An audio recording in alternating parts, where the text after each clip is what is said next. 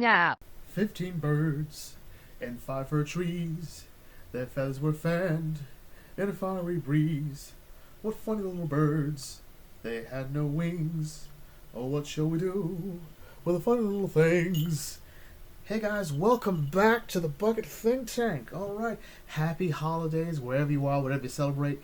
Hopefully you're celebrating Christmas. Like, it's not a deal breaker, but this is for the Christmas special, and I'm all decked out, so it would really suck if I upset you all. So anyway, instead of a Funko, we have something special. I have a son. Yes, I have a son. Look at that, look at that. His name is Fergus. Everyone say hi to Fergus. Alright, oh, love him. So anyway, Church on Ruby Road. First let me adjust this chair here. This is getting weird. There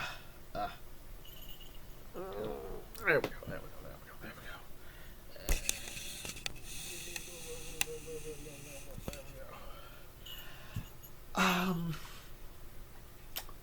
As far as Christmas specials go, this is probably on my lower end of it.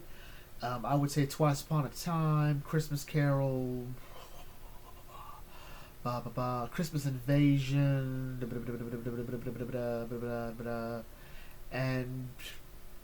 did I ever see Time of the Doctor? I think those rank a bit higher for me, but that's neither here nor there for the most part. This is also supposed to be our introductory episode, so Russell's really repeating his playbook from Christmas Invasion. Alright, except instead of a newly regenerated Doctor, we have a Doctor fresh off regeneration, alright? It's been, don't know how long, but it's been long enough that this Doctor's on his own, and he's sort of already done cooking, which I would have liked to have seen this Doctor sort of adjust how he handles his post-regeneration. Otherwise, he seemed pretty fine, but that might have been just because of the bi-regeneration. But anyway, I think this episode is sort of inconsistent. But to be fair, its setup is great. I think the mystery of Ruby Sunday was great. I think the whole that scene at the beginning was a bit on the nose because it just was weird. But developing this time to figuring out exactly how Ruby lives her life. She's as a foundling, as it's called, or an orphan, whichever one you want to go with. I think that's interesting because it also, and as well as the fact you have the Doctor pointing out that he's a foundling too, i.e. Russell has chosen not to retcon the Thomas job, which I knew he wasn't going to, but points to Russell for trying to actually point this out. Also, technically, if I want to be, well, it doesn't really count, he doesn't specify this. The Doctor's past has always been shrouded in mystery. If the Doctor found out he was adopted at all, it wouldn't really change a thing because the Doctor rarely talks about his family at all. So, yeah.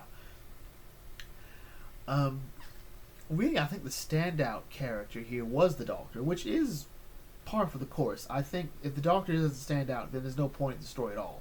The Doctor, he was sort of showing off. I didn't quite know where the scene of him at the dance club was going to go when I saw the trailers. It looked a bit much for me, but I do sort of like the more I thought about it, the more I felt it sort of made sense. Like, the Doctor is a social butterfly. He just is. He can fit in most groups, most discussions, whatever. He can join in and just talk or party dance with the best of them. I think he'd have been better suited had he been sort of a bit more casual, or like leading the dance line. Like, I think that would have been more fun. But this is sort of showing the Doctor can blend in. So there is that, as well as the fact he's trying to investigate the mystery of what's going on with Ruby. So there is that. Really, the problem is sort of the Goblins. And not just that song, which is only really saved by the Doctor and Ruby doing their continuation of it.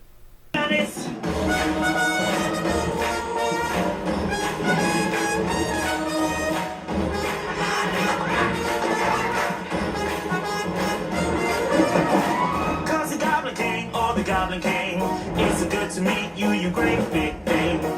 I can see you're having a fun day. Meet my friend, she's Ruby Sunday. It's good to meet you, good to greet you, good to say how diddly did you. It's they really put some. They made it better. They made it better. My problem is that whole scene seems inconsistent with the rest of the setup for this. Like, the whole thing is they're using ropes and it's all primitive technology, but this is clearly cosmetology here. She has a microphone, so there is some degree of science here. And I really think it would have been better having played up like, and I know we don't like to talk about it, but the song from the 2013 Hobbit was still amazing. Was it 2012? Peter Jackson's Hobbit. I love the Goblin song in that one. So, bones will be shattered, necks will be wrung, you'll be beaten and battered, from wrecks you'll be hung, you will die down here and never be found, down in the deep of Goblin's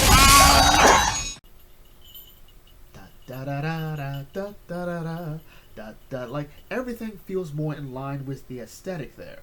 All right, and you can still have shooting Rose come in. Shooting Ruby come in. As a matter of fact, you could probably even play it up there.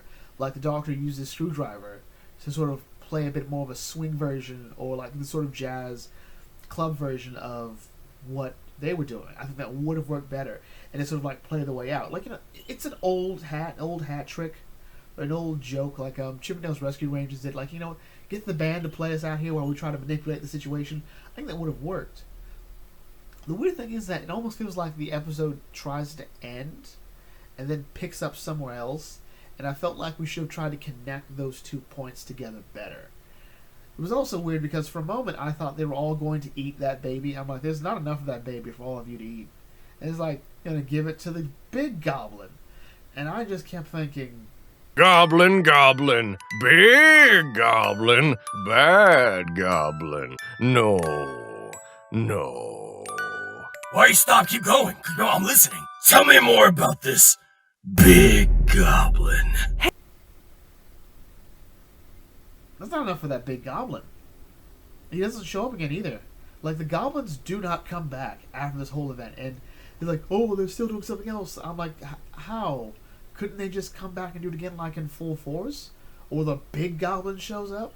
I don't know.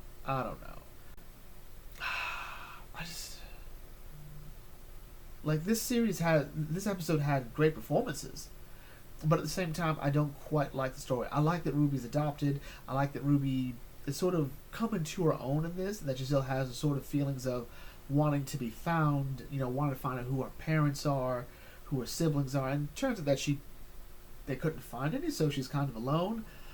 But at the same time, it bothers her, but at the same time, it doesn't, and I do sort of like that, showing that she's pretty well adjusted to sort of her reality, and her family loves her to death. Like, her mother and grandmother love her. Like, she's Ruby Sunday, all right, and it's fun, it's endearing. Ruby's gonna be a fun companion, but I don't think this episode sold us on her as a companion, outside of her sort of just really being able to keep up with the Doctor. But I always like when the companion's a bit more off their game by all of this, like, panicking a bit more, as if, this is all really weird and really scary. And I don't think this episode does a good job of that. But, early days. And I don't know who the lady is at the end. As usual, fan theories came aplenty. It's Susan. It's the Ronnie. It's probably never going to be Susan. Shoot, he did mention that he would like to go toe-to-toe with the Ronnie. So I would like that Gallifrey's mad scientist. I love it. Some people just thought the obvious. That's Ruby from the future. That's just Ruby, like she's moved in here to sort of, help set things in motion. I don't know. That'd be interesting, but I doubt it. Although it's Russell, so he might.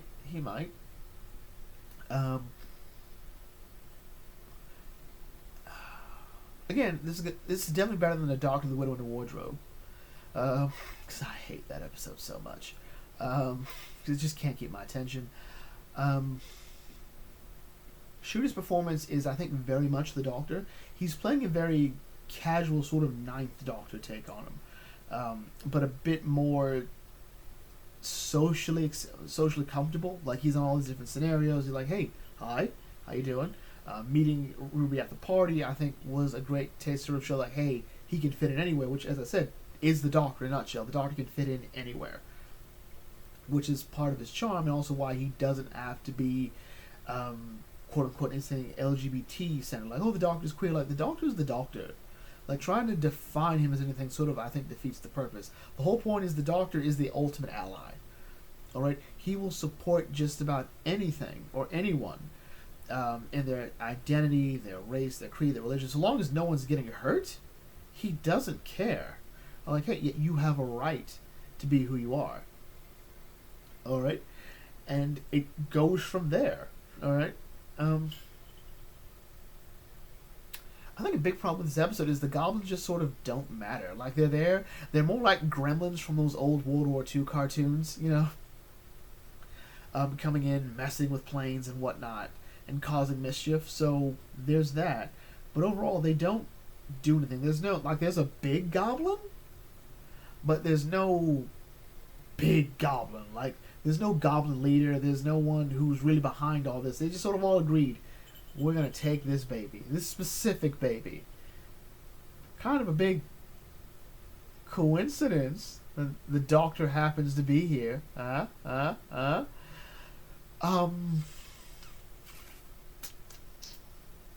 It is kind of lackluster.